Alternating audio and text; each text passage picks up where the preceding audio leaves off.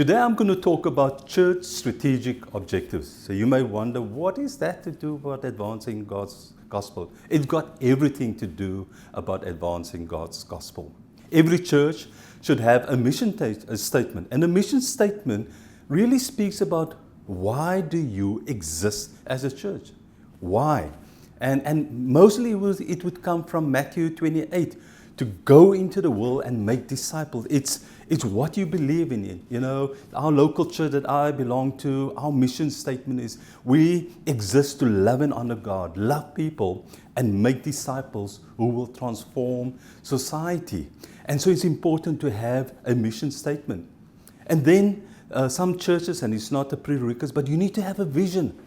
What is the preferable future of your church? Where are you going? Your vision speaks about transforming your city, looking at your nation, looking at your community, and seeing a preferable future for your city, seeing people's lives change, seeing leaders raised, seeing poverty alleviated, seeing jobs created. God has called us to really impact our society through the gospel. And so that should be part of a vision which is clearly articulated in your local church.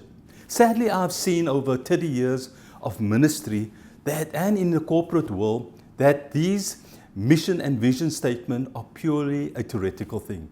It's a beautiful document that sits on the wall or in a file, and it's not executed.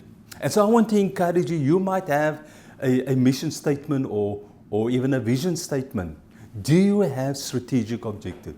Do you have very specific things that you as a senior pastor and your team are trusting God for 2025, are trusting God for 2030, is trusting God for 2040, for the next 5, 10, 15 years. So to have a long-term view of where you are going. And so I'm going to briefly talk about SMART goals. And the first one is the letter S. And the letter S talk about Pacific. So when you're developing a strategic goal, it can't be a suitcase word. To say, oh, we are going into the world over the next 5 years. I mean, where in the world are you going to go? And so you need to be very specific to say, as a church, in the next year, we are trusting to reach our city of, I'm in Cape Town, you know, by reaching so many communities or 10,000 people or 5 campuses. So be very specific about your strategic goal. The second letter is M. You must have a strategic goal that is measurable. It must be measurable. You must be able to measure it. Whether it's, listen, we are trusting God to raise, say, 10 million rand over the next 10 years. So it is measurable so that you can continuously review where you're at in terms of achieving that particular strategic objectives. The third letter is A. It must be action orientated. It can't be a lazy goal. It must be intentional. It must be doable. It must be achievable. And so there must be actions that is it, we going to train so many people, or we're going to equip so many evangelists. It is action orientated. So it's important when you develop your strategic objectives, can we do this? Is this achievable? And so the fourth letter is the letter R. Someone must be held responsible for that particular strategic objective. You can't have 2 kings. There can only be one person that is held responsible. And I've seen over years when we have a group of people responsible, no one takes responsibility for it. So it's clear when you develop a strategic objective. For example, in kids ministry, we are going to develop a new curriculum that the head of kids ministry, the children's ministry pastor, is primarily responsible for that. And then the last letter is T, which is time. There needs to be a deadline. Set yourself a realistic goal to achieve that. And so once you have developed your strategic objectives, your objectives can be over 1 year or over 3 or 5 years. Once you set it, you empower those leaders and those teams to run with it.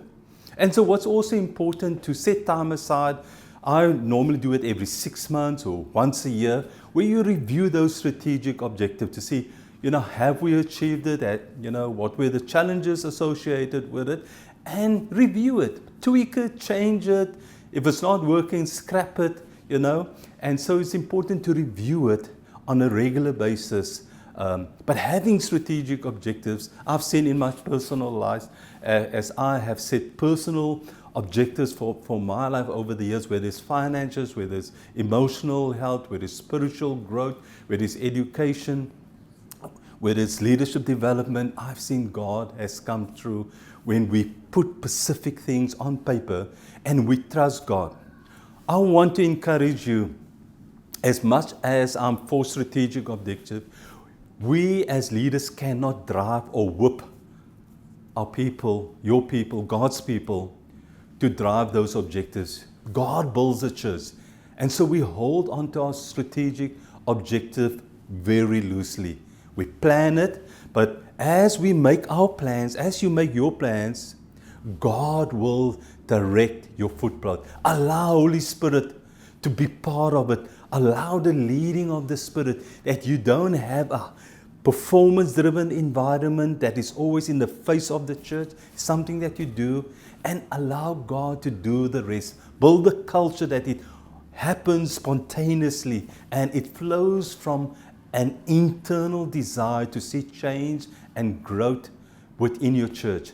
And so be careful, as I'm encouraging you to have strategic objectives. Do not use it as a whip. Do not use it to lord over people. Do not use to rebuke people, but use it as a measuring stick. But allow Holy Spirit to be instrumental in leading you and guiding you as you roll out those strategic objectives within your local church. I thank you.